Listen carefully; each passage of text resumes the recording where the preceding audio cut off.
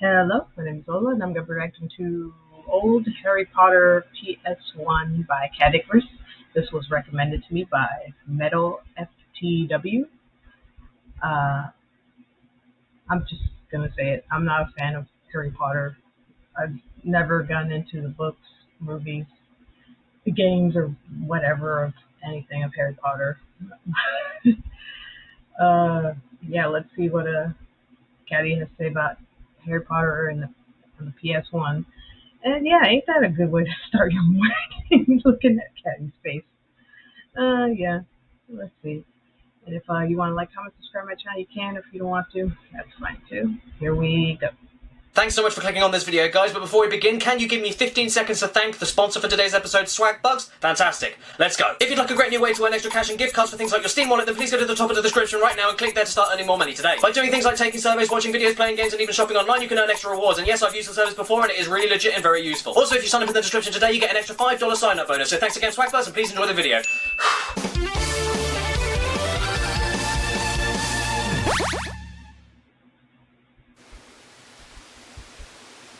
You're a wizard, Harry. I'm a what?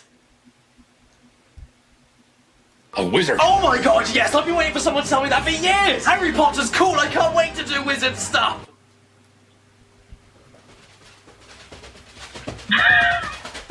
And even if I'm not that good at magic, I want to at least be surrounded by it. I wonder if there's a good game out there that can truly capture the magical world of Harry Potter. Maybe one on my phone. Let's see.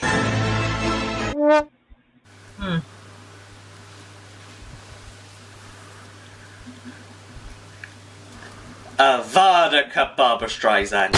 And this is why I'm a retro gamer at heart. Now, I wonder if there was a PS1 game made about Harry Potter. I'm not sure if there was, though. Yes, there was, Harry. I'm a what? Sorry, what? Yes, Harry, it's about the Sorcerer's Stone. You mean the Philosopher's Stone? The Sorcerer's Stone. Philosopher. Sorcerer. Okay, I don't care. Let's make it easier for everybody. I'm going to be playing today Harry Potter and the Philosopher's Stone on PS1. Okay.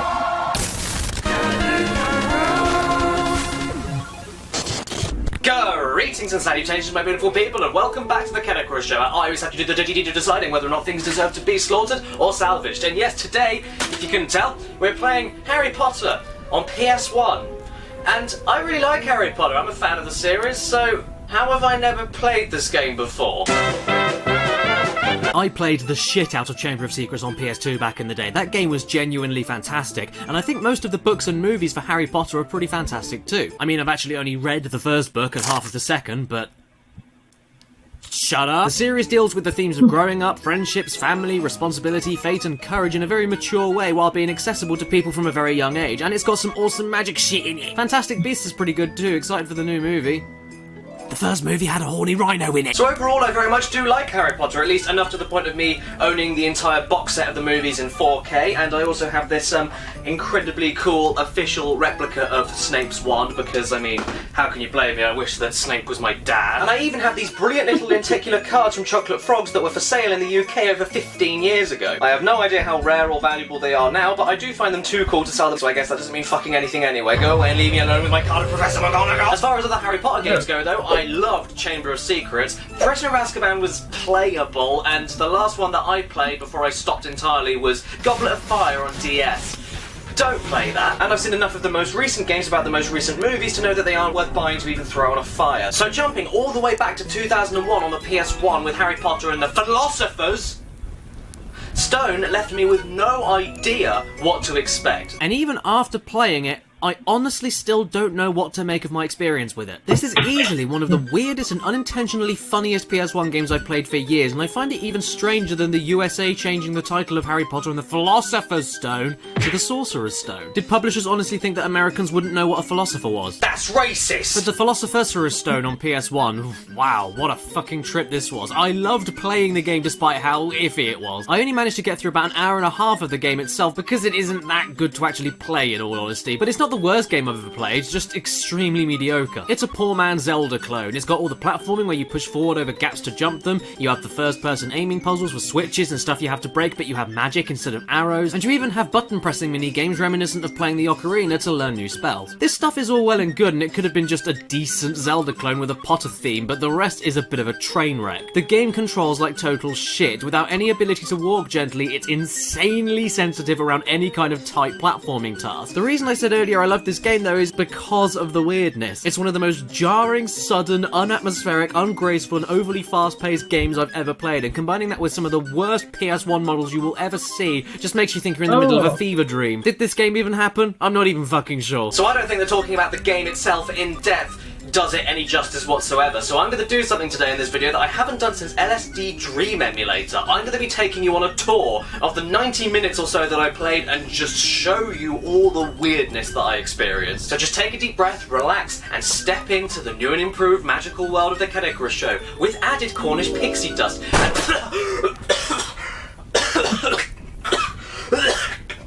And get ready for me to tackle a fucking brilliant journey into Harry Potter and the Philosopher's Stone on PS1. To start with, I hope you know the basic premise of Harry Potter 1, because if you don't, this intro book shows you the origins of the boy who lived decently enough, but without explaining why he's called the boy who lived, what a muggle is, what Hogwarts is, what Gryffindor or Slytherin house is, and then it cuts straight to Harry standing in the Great Hall. I'm left totally fucking stunned, and even I know the story. We are then introduced to Dumbledore, who... Holy shit! Good fucking god, man! What did they do to you? You look like a sloth! And of course he goes on a rant very similar to the book and film, where he talks about how great Hogwarts is, but then immediately follows that up with a warning you'll die horribly if you go to a certain corridor on the 3rd floor. The perfect welcome for an 11-year-old boy mentally abused by his step-parents for his entire life living under the fucking stairs. My favourite part about this though is that after his speech, if you immediately talk to him again, he forgets everything he mentioned about the 3rd floor and tells you how great the place is to explore. Huggy, watty Hogwarts. Oh, wonderful place to explore. By the way, don't die! So let's go for a run. Well, I say run, more like trying to not let everyone know that you just wet yourself. And we go to the top of the hall where the only unlocked room is and walk straight through the Griffin door. I can see Fred and George Weasley down there, so let's go and see the...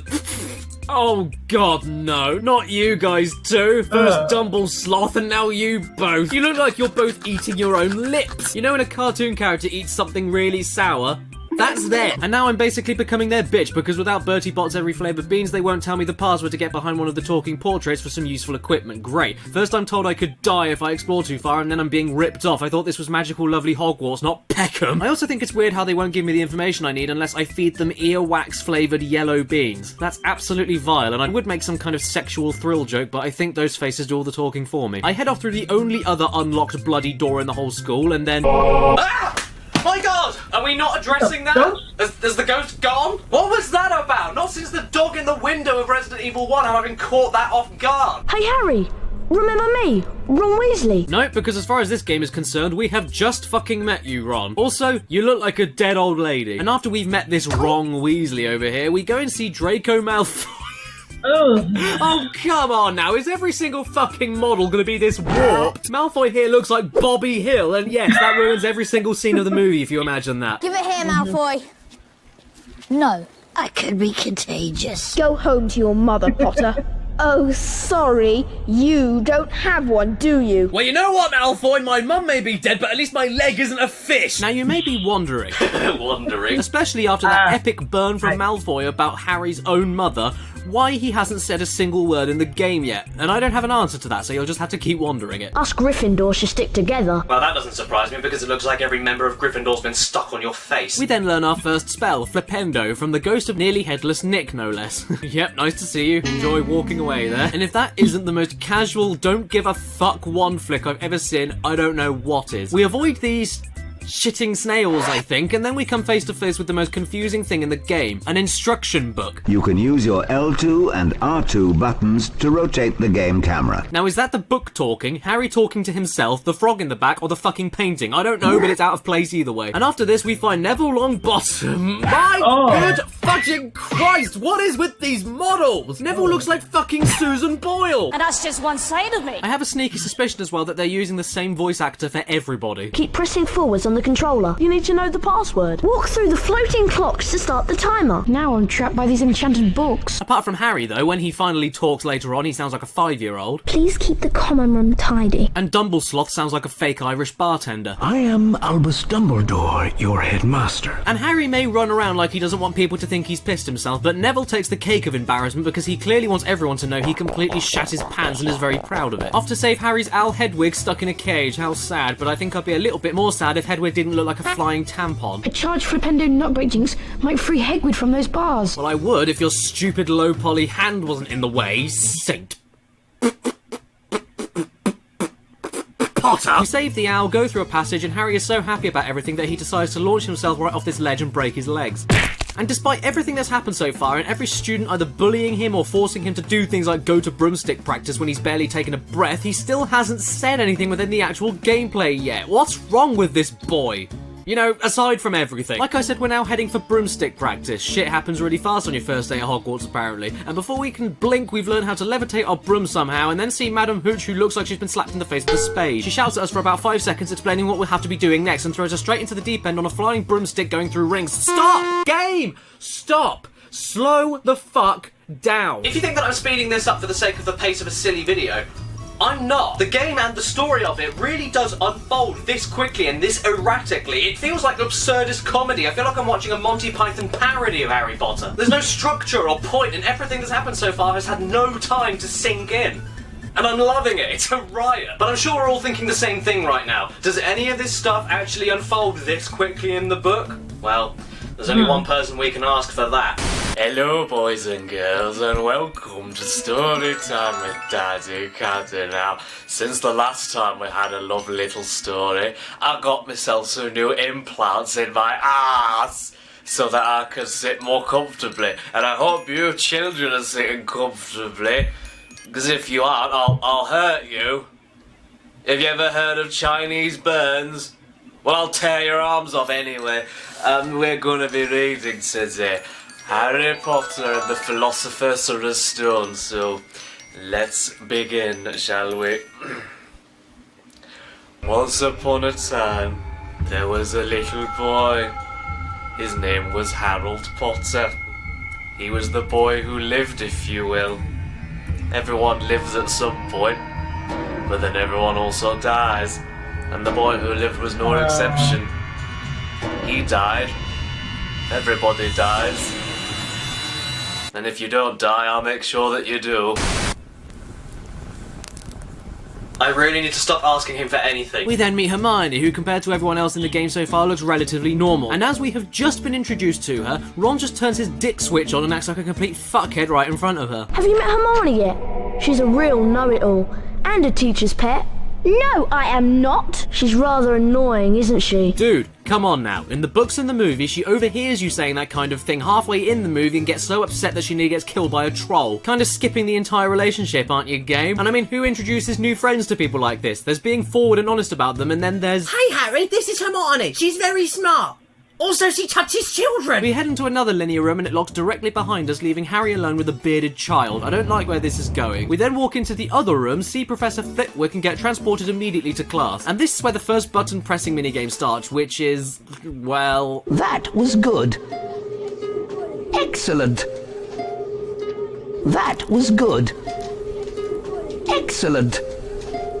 I'm a real wizard. And after this very brief Wingardium Leviosa minigame, we then just dismiss ourselves, I guess. What? And then get a letter from Hagrid asking us to go and see him. I briefly forgot this was a video game and not an acid trip though, so let's talk a little bit more about it, shall we? Despite what Dumblesloth said to us earlier about exploring the castle, well, you don't really get to do that, as we've discovered. The journey is mostly about heading from one location to the next with all other routes locked away from you, and there are a few things off the beaten path you can do, like getting murdered by axes.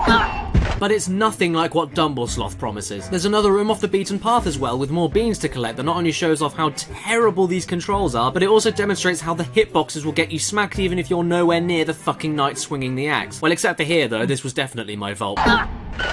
Harry then starts to actually read books to himself, because I guess he needed these books to read to him, but now he can read himself. Here's a gold star for you. And then we go to read another book, and...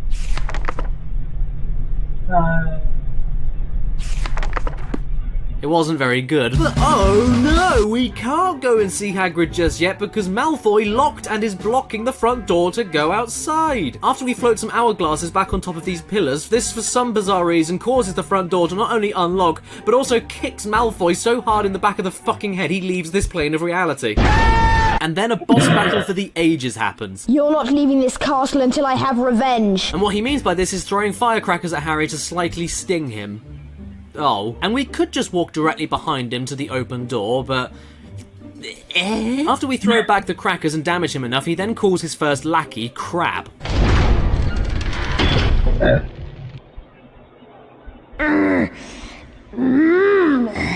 And I'm sure you can imagine I'm now terrified. I should be too, because now Malfoy has moved on from crackers to fucking nuclear bombs, Jesus Christ. For such a cramped school with barely any students in it, set in a castle with big stone echoey chambers and rooms everywhere, with Dumblesloth not too far away, why nobody comes to help Harry out in this time of apocalypse now is beyond me. You can't tell me nobody hears this shit going on or isn't walking past. This is the fucking main hall. And after beating Malfoy by throwing the things back at him that he originally threw at me and told Crabbe and Goyle to throw at me because I guess he forgot that I could throw them back at him, we are treated to a lovely bit of silent, long, and awkward, incredible physical comedy.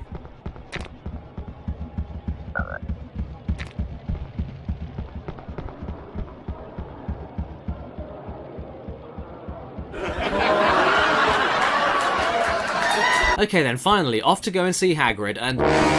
What in the unholy name of cock is that? This easily takes the reward for worst character model ever put into a video game, I'm dead certain. I don't even feel confident calling him Hagrid, so instead I'll just change his name to whatever my phone autocorrects it to in my notes.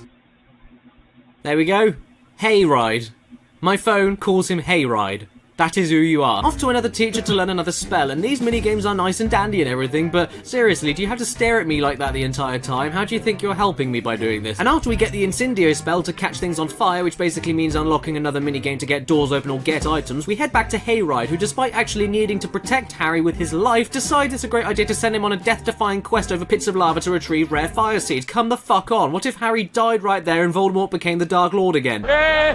We fight a gargoyle mini-boss here as well, possessed by a strange cloaked figure, and no joke, the controls are so bad at this point of the game after the boss that Harry somehow leaps directly into the air without going forward, despite that being the only way to jump in this game, and then landed and grabbed the ground where he just jumped from. I'm sorry guys, this is very entertaining and everything, but the game really isn't that good, all things considered, so I don't think I can go on for much longer, but I will get the fire seeds for Hayride, because I feel like if I don't, it might kill me. Hayride takes us into his home and thanks us for the hard work, and we even get to see Norbert the baby dragon being born. You know, a part that is actually in the last third of the original story, just thrown into the first hour of the game. Why not? Welcome to my home, Harry. It's small, but still roomier than your cupboard under the stairs, eh? Okay, Hayride, no need to rub it in. I run around a little bit more, find a portrait that looks like that, and then decide I'm fucking done with this game forever. Seriously, what even is that? I can't even think of anything creative to compare it to other than what I made in the toilet this morning. So obviously this game gets the salvage today. It's way too unintentionally funny and entertaining to get anything less. But before I do that, I must know, what do Snape and Voldemort look like later on in the game?